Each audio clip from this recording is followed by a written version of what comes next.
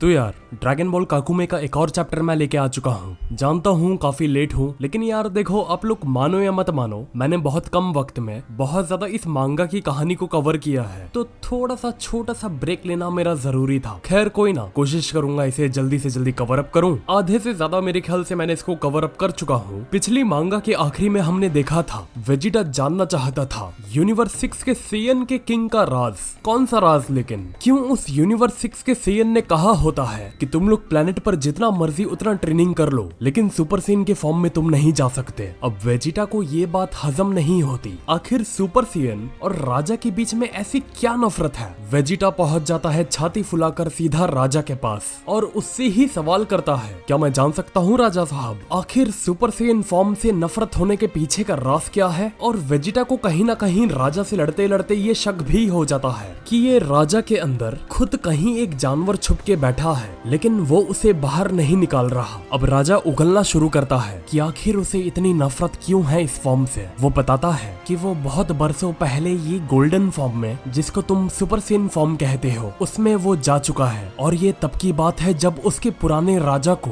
गिरकन ने जान से मारा था। तब पहली बार ऐसा हुआ था कि मेरे शरीर का काबू ये शैतानी सुपर सेयन ने ले लिया था। और यहाँ वो आगे बताता है, और मेरा ये फॉर्म एक हथियार के रूप में सिर्फ दुश्मनों पर ही नहीं चला, लेकिन ये हथियार ने मेरे 100 से ज्यादा मेरे अपनों को भी मौत के घाट पर उतार दिया। आखिर उन बेगुनाहों की क्या गलती थी जो मैंने उन्हें ही मार दिया? औरतें, बच्चे, जवान, बुजुर्ग, दुश्मन, दोस्त, अपने पराये, उस वक्त मेरी नजरों के सामने सब एक बराबर थे। सबके खूनों से मेरे हाथों को मैं सींचता गया। मैं इस फॉर्म को मेरे लोगों के लिए, मेरी जमीन के लिए एक इविल फॉर्म से ज्यादा और कुछ नहीं मानता मैं। मुझे लगता है हर कोई अगर ये इविल को अपना लेगा जो मैंने अपने अंदर देखा है, तो ये मेरे लोगों को सही और गलत का रास्ता तय करने में भटका देगा। मैं बस मेरे ही लोगों का भला देखना चाहता हूँ। वेजिटा सारी बातें सुनने के बाद जवाब देता है, कब का ये ट्रांसफॉर्मेशन सीख चुका है और ना जाने ये फॉर्म में वो कितने बार जा चुका है। तो क्या वो कोई डेमोन हो चुका जो आज खड़ा होके तुम्हारे लिए लड़ने को और मरने के लिए तैयार है? मैं नहीं जानता तुम अपने दिमाग में सुपर सेयन फॉर्म को लेके क्या खिचड़ी बनाए जा रहे हो, लेकिन सुपर सेयन का फॉर्म कोई ऐसी चीज नहीं है जिसको हमने किसी से छीन के हासिल किया हो या चोरी किया हो या हमारा इस पे कोई हक ना हो।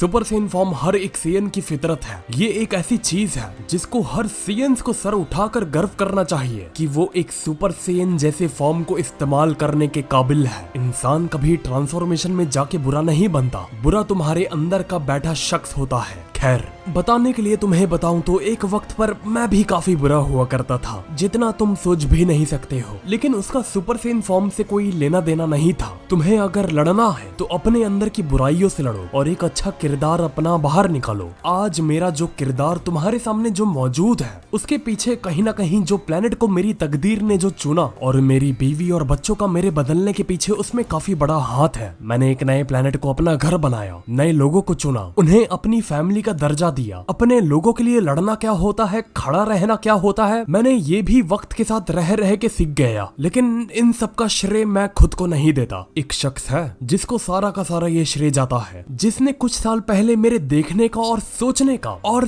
समझने का नजरिया बदल डाला। आज भी मैं हर मामले में उससे ऊपर रहने की कोशिश करता हूँ। अगर वो नहीं भी होता तो शायद आज मैं जैसा हूँ शायद वैसा नहीं होता। और तुम ट्रांसफॉर्मेशन की बात कर रहे हो ना, कि ट्रांसफॉर्मेशन डेमोन का गिफ्ट है। कभी तुमको एक शख्स से मिलवाता हूँ, ट्रांसफॉर्मेशन कहाँ से खोज के लेके आता है वो वही जाने। खुद को सरपास करना भी कोई उससे सीखे। उससे ज्यादा मैं शायद किसी को एडमायर नहीं करता। अगर सच कहूँ तो शायद खुद को भी नहीं। अलग मिट्टी का बना है वो बंदा। अब वेजिटा गोकू की सोच को रखते हुए, ये जानते हुए गोकू मौजूद नहीं है, लेकिन ये समझते हुए अगर गोकू होता तो क्या करता, तो वो किंग की तरफ हाथ बढ़ाकर खुद को कहता है, शायद तुम यहाँ होते तो तुम और ज्यादा वाइज बिहेव कर सकते थे। मुझसे जितना हो पाया मैंने उतना किया। तो किंग सेडेला, क्या आप बदलाव में विश्वास रखते हैं? अगर हाँ तो अपना हाथ बढ़ाइए। और बैकग्राउंड में तुम देख सकते हो हाथ बढ़ाया है वेजिटा ने और परछाई है उसके पीछे गोकू की। ध्यान देना, मैंने कहानी के कुछ ट्रांसलेशन अपने हिसाब से चेंज किए हैं। राजा हाथ थामता है वेजिटा का। सारे खड़े लोग देख रहे होते हैं कि चलो राजा ने कम से कम वेजिटा को अब अपना पूरा सपोर्ट दिया और सभी लोग में खुशी का एक माहौल होता है। और राजा को समझ आ जाता है कि आखिर एक साथ में रहने की और